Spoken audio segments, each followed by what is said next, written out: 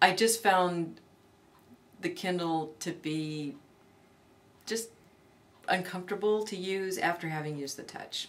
Right. So it's just not my first choice. I think if it was redesigned to be a little bit smaller, maybe like the Sony eReader, it would be easier to use. And I also found it kind of hard to figure out how to use it at the beginning. You know, like how do I turn the pages and how do I download the stuff and what am I supposed to do? And that, even though the instructions came with it, I still found it less than intuitive. Yeah.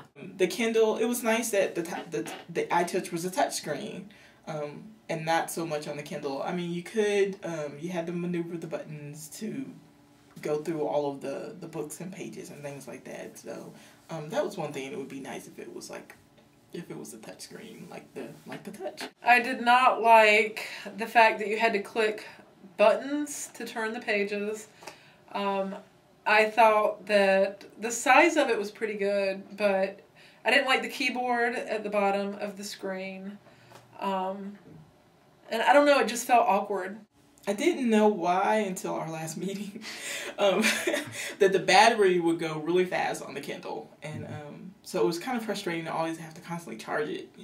But then I realized, well, not knowing at the time, but then soon find out it was because the wireless was trying to connect and I didn't have the wireless turned off on the Kindle. So that was the one thing, besides not having the backlight, that was the one thing that on the Kindle that I didn't really like. I don't know, I just found the Kindle to be, I don't know, awkward, I guess. Right. Yeah. And I don't think we had a case. Right? For the No, Kindle. they didn't come with a case. Yeah, so I was always kind of scared that I was going to mess it up or actually do something to it. The Sony eReader, it was okay, but I think it would, if they only backlit the print, then I think they'd really corner the market. Because it has a touch screen, just like, you know, the iPod Touch. But it's not backlit, so you can't sit in the dark and read it. And a little bit. I actually didn't think I would, because you know when you first see it, you're like, oh, this is really easy to read, just like a book and something. And then I got into a couple situations where, in real low light, like if I was trying to read in bed, it was still kind of hard to see. Or even though the screen isn't really super shiny, I would still kind of get where there was enough of a haze on it that from like a more direct light source at night that it was kind of harder to read. So that was a little bit weird.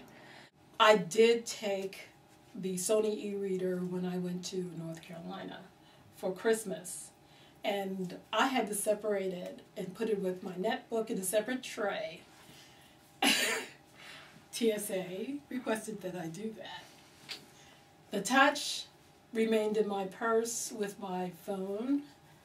So, I don't know, getting through airport security, that was two things, the netbook and the Sony eReader I had to worry about as it was scanned.